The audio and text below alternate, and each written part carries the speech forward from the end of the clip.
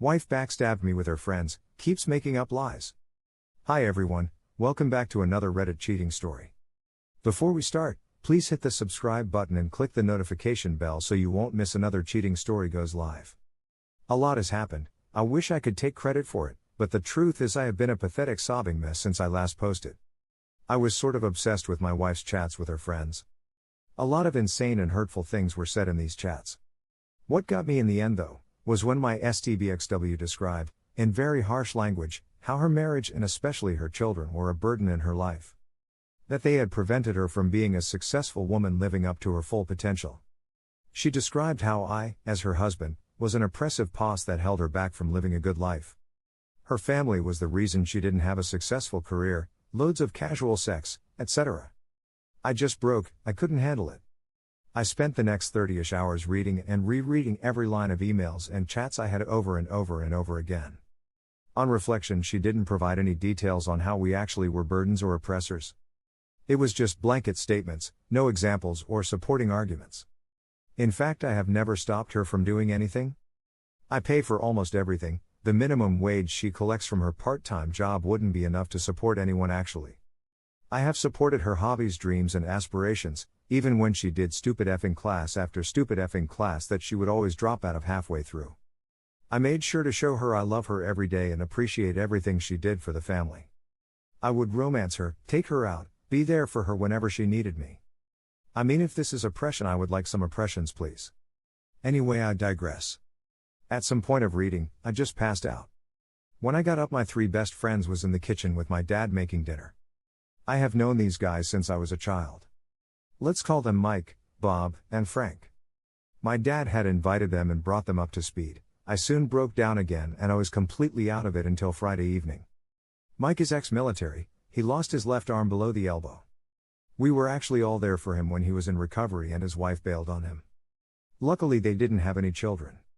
Mike has adopted 2 kids and got a very nice girlfriend a few years ago, so he did okay. He set up a Zoom call with his counselor that helped him when he went through recovery. He helped me a lot to understand what was happening with me emotionally. Even though he specialized in amputees, he told me as most wives sad bail when their husbands are injured. And his stories and examples helped me a lot actually. He asked me to see my soul, identity, spiritual self as having a large part of it tied to my marriage and role as a husband.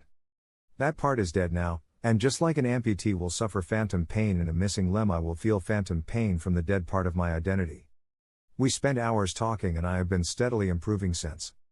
Bob is an executive in an IT security company. He never talks much about his job, I don't actually know what he does.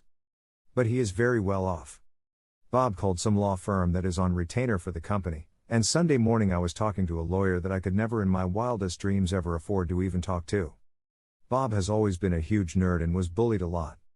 He told me not to worry about the bill, he would cover it. He was happy to finally be able to repay me for the beatings I frequently took for him interfering with his bullies. Frank is a teacher in a private school for kids and is married with 7 children, yes that's right 7. My kids just love him and the rest of his family to death.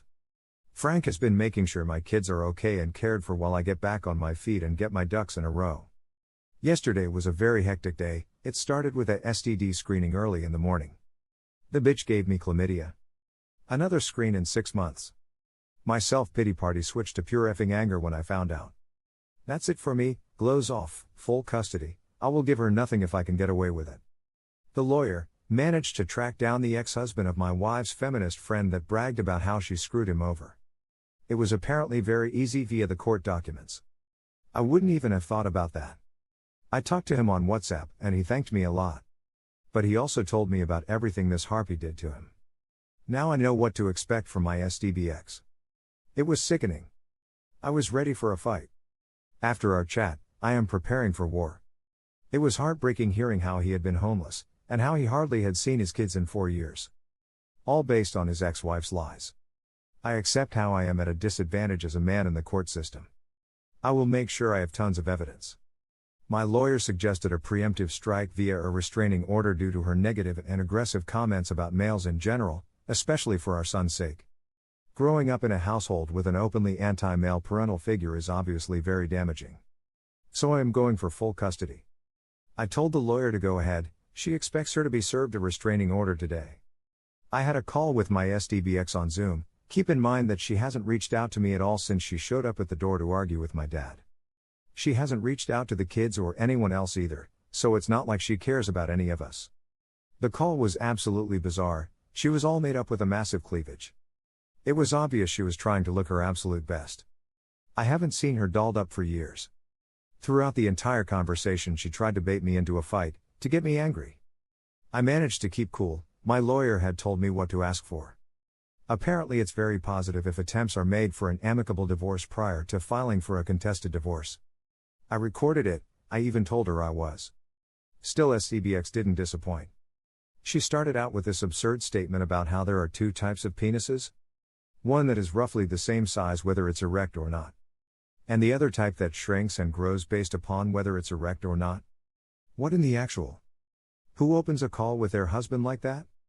Then she mused about how she was looking forward to the end of the current restrictions so she could go out and investigate this more in person. I simply responded that I wasn't interested in her hobbies. That I was only interested in discussing our divorce. She got openly hostile when I didn't take the bait and got angry like she wanted. At one point she told me she was going to the bathroom and muted herself. Then I watched as she conferred with her friends about what she could do with me. She cursed me out for nothing more than being a man several times. Throughout the call I still had this strange feeling that she was seeing this as some form of game. That she was in control and that I had no other option than to put up and shut up and give in to anything she wants. We made zero progress on our actual divorce, so I concluded that okay fine, a contested divorce it is then. BTW, you gave me chlamydia, and unlike you I haven't been sleeping with anyone else, so you better get yourself to the clinic. She just frowned at me, like, yeah alright, I don't believe you. I seriously have no idea at all what is going on with her, and at this point I no longer care. I sent the recording to the lawyer and she was shocked to say the least. Everyone thinks my wife is insane at this point. Maybe she is? Since I own her phone and the subscription I can actually use the chat logs as well in court, it turns out it's fully legal to monitor my own device as much as I want. After our call there was frantic discussion between the harpies, but I could finally put it aside. I no longer care what they talk about. Lawyer is confident we will win this thing unless there is something I haven't told them about. So there we are. It still hurts, but I can treat it as phantom pain at this point. I have abandoned feeling sorry for myself and I am going for the jugular, no prisoners. I need to protect myself and my kids. I am good, my kids will be fine, I will make sure they get therapy as much as they want. My SDBX will soon be a distant memory and I will start building a new better life. Here are some of the top comments from our community. Your friends are angels. That part made me cry. Good people. All I got is I am rooting for you. One more thing. Sounds like your wife may be bipolar. Hypersexuality during mania is something that happens. She may be manic right now. As someone with bipolar and female, yes it's a thing. I get like that and I have therapy, but me and my husband work just fine. Another thing with bipolar is if she felt this way, these women may have enabled her mania to be I don't care what he thinks. Toxic people make any mental health worse. Your wife is a piece of shit. Hypersexual or not, she has literally chosen to destroy her family including her children over sex or her sexual desires. She is blaming you and the children because she has no other choice but to blame you and the kids, because if she really took a hard long look at herself she would see herself for what she really is. I'm sorry that you are going through this. You have good strong people in your corner. I wish you all the best. Kudos for getting a great support team. Your attorney is fantastic, and good on you for following her advice. I can't imagine what has happened to your wife, but that's not your problem now. I am interested in what happens to the guy who got screwed over. That's a little side thread, but it would be great to see justice done. Thank you for watching, and don't forget to subscribe and turn on the notification bell for any future cheating stories.